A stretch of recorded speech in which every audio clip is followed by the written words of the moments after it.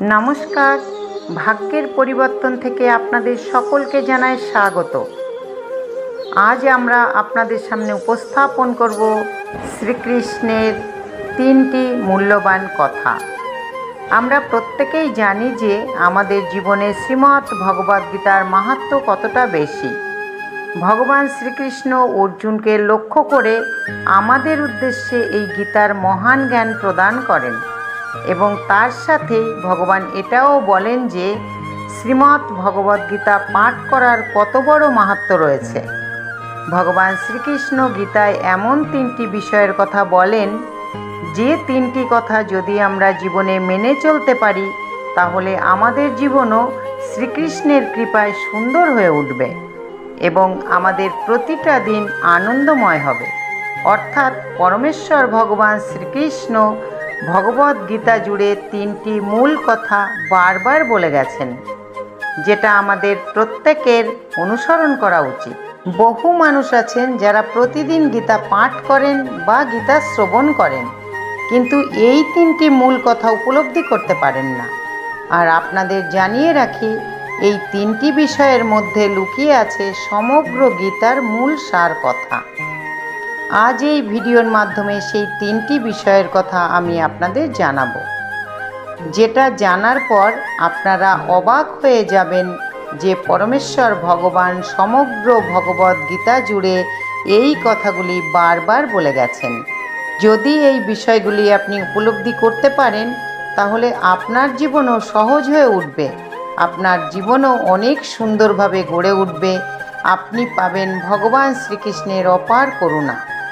এই 3টি কথা মেনে চললে আপনাদের জীবনে যত সমস্যা আছে সব দূর হয়ে যাবে এবং খারাপ সময় দূর হয়ে গিয়ে মনের মধ্যে এক অপার শান্তির অনুভব করতে পারবেন। আপনাদের প্রত্যেকটা দিন অত্যন্ত ভালো কাটবে।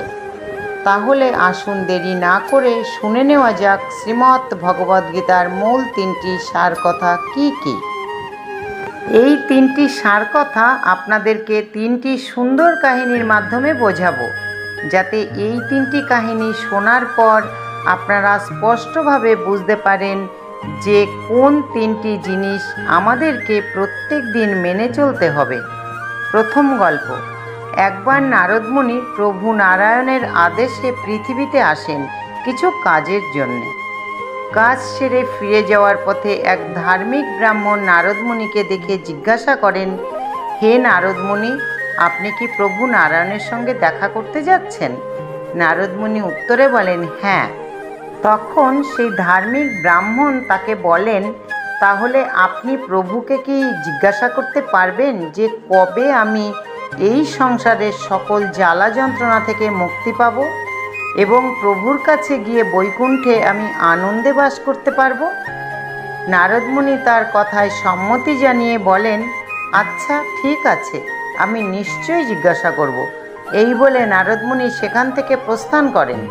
কিছুক্ষণ যাওয়ার পর একজন মুচি যে গাছের তলায় বসে জুতো সেলাই করছিল জিজ্ঞাসা করলেন যে আপনি কি প্রভু নারায়ণের সঙ্গে দেখা করতে যাচ্ছেন? নারদ মুনি পুনরায় সম্মতি জানিয়ে বললেন যে হ্যাঁ, তিনি প্রভু নারায়ণের সঙ্গে দেখা করতে যাচ্ছেন। তখন সেই মুচি তাকে জিজ্ঞাসা করল, তাহলে আপনি প্রভুকে কি একটা কথা জিজ্ঞাসা করতে পারবেন যে কবে আমি সংসার জ্বালার যন্ত্রণা থেকে মুক্তি পাব এবং প্রভুর কাছে গিয়ে বৈকুণ্ঠে আনন্দে বসবাস করতে পারবো? তখন নারদ মুনি বললেন তাকে, আচ্ছা ঠিক আছে, আমি প্রভুকে নিশ্চয়ই জিজ্ঞাসা করব।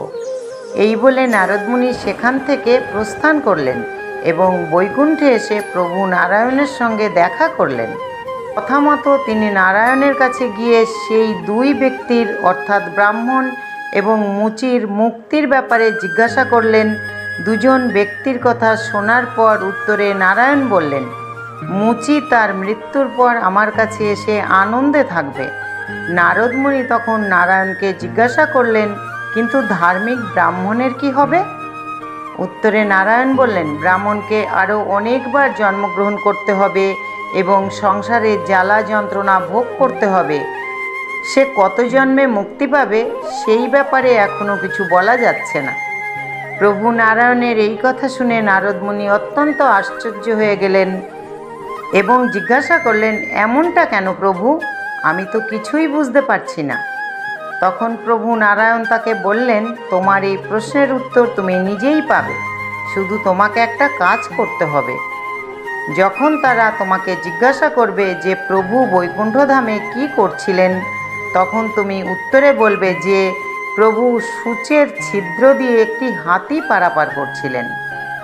এর কিছুদিন পর নারদ মুনি পৃথিবীতে এসে সেই ব্রাহ্মণের সঙ্গে দেখা করলেন। তখন ব্রাহ্মণ তাকে জিজ্ঞাসা করলেন, তুমি তো প্রভুর সাথে দেখা করলে, প্রভু বৈকুণ্ঠধামে কি করছিলেন?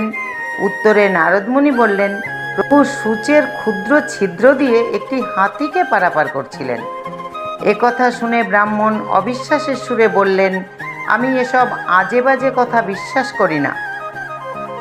তখন নারদ মুনি সঙ্গে সঙ্গেই বুঝতে পারলেন যে এই ব্যক্তি ভগবানের উপর সত্যিকারের আস্থা বা বিশ্বাস কোনোটাই নেই, এর জ্ঞান হলো পুঁথিগত। তারপর নারদ মুনি এখান থেকে চলে গেলেন এবং মুচির সাথে দেখা করলেন। মুচি নারদ মুনিকে দেখে জিজ্ঞাসা করল, তুমি তো প্রভুর সাথে দেখা করতে গেছিলে, প্রভু তখন বৈকুণ্ঠধামে কি করছিলেন?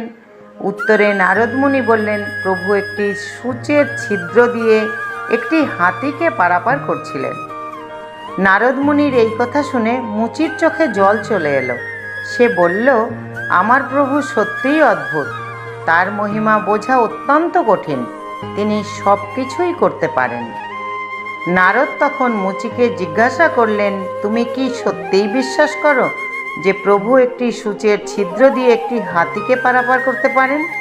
উত্তরে মুচি বলল, কেন বিশ্বাস করব না, অবশ্যই আমি একথা বিশ্বাস করি।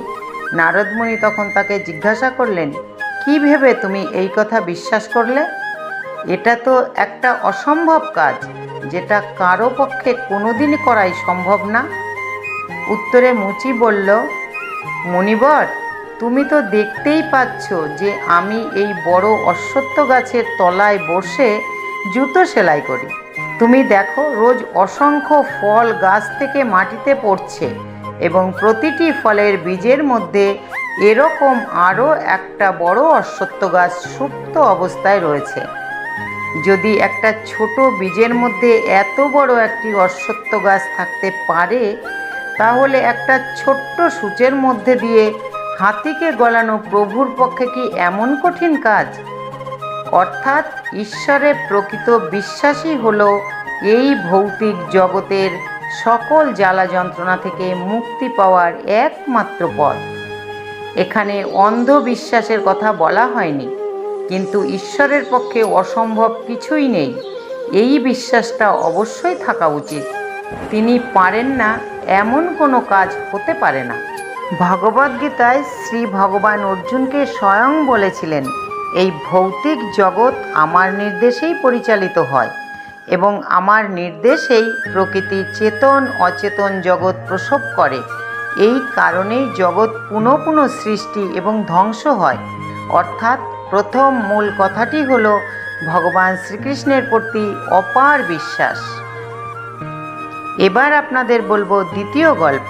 একজন মহিলা ভক্ত ছিলেন, যিনি প্রতিদিন সকালে ঘুম থেকে উঠে স্নান করার পর রান্না করতেন এবং তারপর সেই খাবার খেয়ে তিনি ভগবানের পুজো করতেন।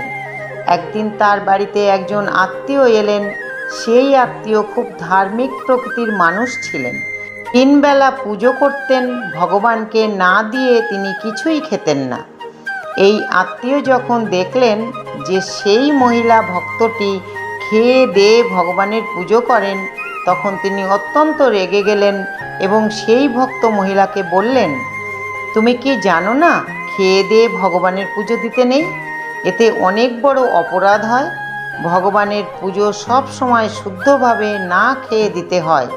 তুমি কাল থেকে না খেয়ে পুজো দেবে।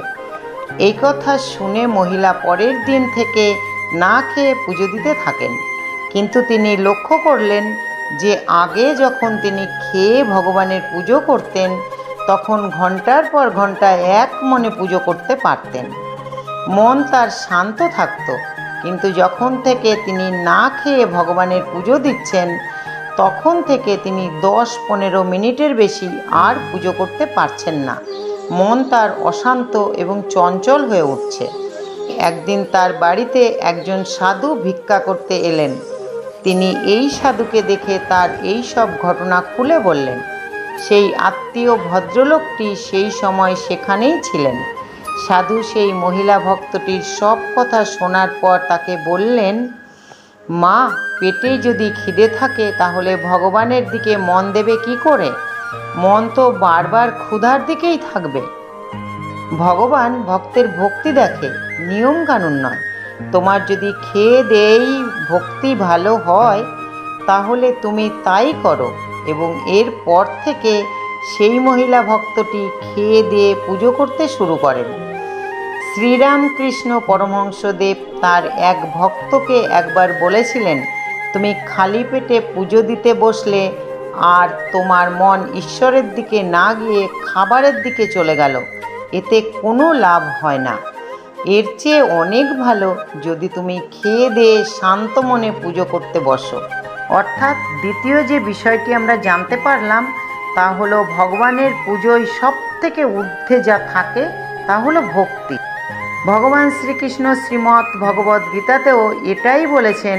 তিনি বলেছেন, তুমি পূর্ণ ভক্তির সাথে সব কিছু আমাকে সমর্পণ করে দাও, তবেই তুমি ভগবত ধামে যেতে পারবে এবং অনন্ত পরমপদ প্রাপ্ত হবে। পরমেশ্বরের প্রতি থাকতে হবে অচল ভক্তি। এই ভক্তির দ্বারাই জীবনে সব কিছু লাভ করা সম্ভব, কারণ ভগবান ভক্তের এই ভক্তি দ্বারা প্রসন্ন হয়েই ভক্তের ওপর কৃপা করে থাকেন। এবারে আমরা জেনে নেব তৃতীয় গল্পটি। একজন কৃষক ভক্ত উত্তরপ্রদেশের কানপুরের আখেরি গ্রামে এক সাত্ত্বিক ব্রাহ্মণ পরিবারে জন্মগ্রহণ করেন। জন্মের সময় তার পিতার দেওয়া নাম ছিল অনিরুদ্ধ কুমার পাণ্ডে। তার ঠাকুরদাদা একজন সন্ন্যাসী ছিলেন এবং তাদের পরিবারের প্রতিবেশীটি অত্যন্ত ভক্তিমূলক এবং শুদ্ধ ছিলেন। তার বাবার নাম ছিল শ্রী নরেন্দ্র পাণ্ডে, যিনি পরে সন্ন্যাস গ্রহণ করেছিলেন। তার মা প্রতিদিন সাধু সেবা করতেন এবং অন্যান্য আধ্যাত্মিক কাজে ব্যস্ত থাকতেন। তার বড় ভাই পরিবারের সবাইকে প্রতিদিন শ্রীমদ্ ভগবদ্গীতা পাঠ করে শুনিয়ে পরিবারের আধ্যাত্মিকতা আরও বাড়িয়ে তোলেন। অনিরুদ্ধ ছোট থেকেই ঈশ্বরের জপ ধ্যান করত। সে যখন একটু বড় হলো তখন তার হঠাৎ করে একদিন উপলব্ধি হয় যে তার পিতা, মাতা এবং সব কাছের মানুষই তাকে একদিন ছেড়ে চলে যাবে। হঠাৎ এই পৃথিবীতে সব কিছুই হলো অনিত্য, কোনো কিছুই সারা জীবনের জন্যে তার সাথে থাকবে না এবং কোনো কিছুই তাকে সব সময়ের জন্য আনন্দ দিতে পারবে না, একমাত্র ঈশ্বরের ভালোবাসা এবং ভক্তি ছাড়া। এই জগতেই ঈশ্বরই একমাত্র যে তার সঙ্গে সব সময় থাকবে, অর্থাৎ ঈশ্বরই একমাত্র যা তাকে চিরশান্তি ও আনন্দ দিতে পারে। এবং এই বয়সেই তিনি সিদ্ধান্ত নেন যে তিনি গৃহত্যাগ করে সন্ন্যাসী হবেন। তিনি এই সিদ্ধান্তের কথা তার মাকে জানান। তারপর তিনি ঈশ্বর সাধনায় বেরিয়ে পড়লেন। কিন্তু বেরিয়ে পড়ার পর তার জীবনে কিন্তু কষ্ট কিছু কম ছিল না। বৃন্দাবনের গলিতে গলিতে তিনি প্রতিদিন ভিক্ষা করে বেড়াতেন। কেউ খাবার দিলে তিনি খেতেন, নয়তো বেশিরভাগ সময় তিনি ক্ষুধার্তই থাকতেন। তবে মাঝে মাঝে যখন তিনি কোনো খাবার পেতেন না, তখন একজন কৃষক ভক্ত মহিলা ছিলেন। দিনের শেষে অন্তত তাকে 2টো রুটি খাওয়াতেন। শীতের দিনগুলিতে তার গায়ে কোনো বস্ত্র থাকতো না। চটের বস্তা সেলাই করে তিনি নিজের গায়ে জড়িয়ে নিতেন। সারাদিন তার একটাই কাজ ছিল কৃষ্ণ নাম জপ করা। প্রথমে তিনি গঙ্গার ধারে থাকতে শুরু করলেন, যেখানে তিনি শিবের নাম জপ করতেন। তারপর শিবের প্রেরণা পেয়ে তিনি আসেন বৃন্দাবনে এবং বৃন্দাবনে তিনি রাধারানীর সেবায় নিজেকে নিয়োজিত করেন। পরে যখন ধীরে ধীরে ওনার সাধন বলের কারণে নাম প্রচার হতে শুরু করলো, তখন হাজার হাজার মানুষ তাকে দর্শন করতে আসেন। পরে সকলে জানতে পারেন 18 বছর ধরে তার 2টো কিডনি খারাপ। তিনি তার একটি কিডনির নাম দেন কৃষ্ণ এবং অন্যটির নাম দেন রাধা। যখন তার শিষ্য ভক্তরা জানতে পারেন যে তার দুটো কিডনি খারাপ, তখন বহু মানুষ তাকে নিজের কিডনি দান করতে আসেন এবং এই কৃষক ভক্ত কারোর কিডনি নিতে রাজি হন না। তিনি বলতেন, আমি কাউকে কষ্ট দিতে চাই না। তিনি আরও বলতেন যে শ্রীকৃষ্ণ চাইছেন বলেই তিনি দুটো কিডনি ছাড়াই 18 বছর ধরে বেঁচে আছেন, কারণ ডাক্তার তাকে অনেক আগেই বলে দিয়েছিলেন যে খুব বেশি দিন তিনি আর বাঁচবেন না। এটা আমাদের মূর্খতা যে আমরা ভাবি যে এটা না হলে ওটা হবে না, বা সব কিছু আমরা যুক্তি, তর্ক বা ব্যাখ্যার মাধ্যমে বোঝার চেষ্টা করি বা বিজ্ঞানের বাইরে গিয়ে ভাবতে পারি না। কিন্তু ভগবান এই সব কিছুর থেকে ঊর্ধ্বে। তিনি চাইলে এই জগতে সব কিছুই সম্ভব হতে পারে, যা কখনো যুক্তিতর্ক দিয়ে বলা বা বোঝা সম্ভব নয়। তিনি আরও বলেন, ভগবান চাইছেন বলেই আমার দুটো কিডনি ছাড়া আমি এতদিন বেঁচে আছি। আবার যেদিন তিনি চাইবেন না, সেদিন তিনি এই দেহ থেকে প্রাণ নিয়ে নেবেন। সব কিছুই রয়েছে তার হাতে আর তার ওপরে। সব কিছু ছেড়ে দিয়ে আমি বসে আছি। তোমরা হয়তো ভাবছো যে দুটো কিডনি ছাড়া কিভাবে একজন মানুষ বেঁচে থাকতে পারে, কিন্তু সেটা তোমরা তোমাদের বুদ্ধি দ্বারা ভাবছো। কিন্তু তোমরা কি কখনো এটা ভেবে দেখেছো যে ঈশ্বর যদি চান তাহলে কোনো কিছুই করা তার পক্ষে অসম্ভব নয়? পরমেশ্বরের কৃপাতেই আমি বেঁচে আছি, আর তার কৃপাতে এই জগৎও চলছে। তোমরা যদি তার ওপরে সত্যিকারের ভরসা ও বিশ্বাস রাখো, তাহলে তিনিও তোমার জন্যে সব অসম্ভবকে সম্ভব করে দেবেন। বহু মানুষ যারা এই সাধুর ওপরে সন্দেহ করেছিলেন যে তিনি হয়তো মিথ্যা কথা বলছেন, পরে যখন ডাক্তাররা রিপোর্ট বার করেন, তখন সবাই এটা জেনে অবাক হয়ে যান যে তিনি বিনা কিডনিতে 18 বছর ধরে বেঁচে আছেন এবং যথেষ্ট সুস্থভাবে বেঁচে আছেন, কথা বলছেন, ঘোরাফেরা করছেন। অনেক মানুষ তো এটাও বলেন যে তিনি আসলে মৃত, কিন্তু 18 বছর ধরে শ্রীকৃষ্ণের শক্তি তাকে চলাফেরা করাচ্ছে, কথা বলাচ্ছেন। এই মহান সাধুর পরবর্তী সন্ন্যাস নাম হয় প্রেমানন্দ গোবিন্দজি মহারাজ। বর্তমানে তার লক্ষ লক্ষ শিষ্য ভক্ত। অনেক জ্ঞানী গুণী মানুষ এবং মহাপণ্ডিতেরা এই মহান সাধুর সঙ্গে দেখা করে আশীর্বাদ ধন্যা হয়েছেন। চলচ্চিত্র পরিচালক থেকে শুরু করে অভিনেতা, অভিনেত্রী, খেলোয়াড়, প্রমুখ ব্যক্তিগণ তার সান্নিধ্য লাভ করে ধন্য হয়েছেন। তৃতীয় যে মূল কথাটি হলো, সেটা হলো নির্ভরতা, অর্থাৎ আমাদেরকে সম্পূর্ণরূপে শ্রীকৃষ্ণের চরণে নিবেদন হয়ে কর্ম করে যেতে হবে এবং বিশ্বাস রাখতে হবে নিজের উপর যে কোনো কর্মই আমার পক্ষে অসম্ভব নয়। এর ফলে হয়তো ভগবান শ্রীকৃষ্ণ আমাদেরকে বিভিন্ন সমস্যার মধ্যে ফেলে আমাদের পরীক্ষা নিতে পারেন, শুধুমাত্র এটা দেখার জন্যে যে আমরা কতটা তার উপর নির্ভরশীল। আর এই নির্ভরতার পরীক্ষায় যদি আপনি উত্তীর্ণ হন, তাহলে ভগবানের অশেষ কৃপা দৃষ্টি আপনার উপর বর্ষিত হবে। সম্পূর্ণ শ্রীমদ্ গীতার 3টি মূল কথা হলো ভক্তি, বিশ্বাস এবং নির্ভরতা। এই 3 গুণ যে ভক্তের মধ্যে থাকে, তাকে আর কোনো কিছু নিয়ে জীবনে চিন্তা করার প্রয়োজন হয় না, কারণ তার সাথে স্বয়ং ভগবান সর্বদা উপস্থিত থাকেন এবং তাকে অপার কৃপা করতে থাকেন। তার জীবনে কোনো সমস্যা থাকে না, আর যদি কোনো সমস্যা থেকেও থাকে, তাও ক্রমশ তার থেকে অবিলম্বে দূরে সরে যায়। জয় শ্রীকৃষ্ণ। হর হর মহাদেব।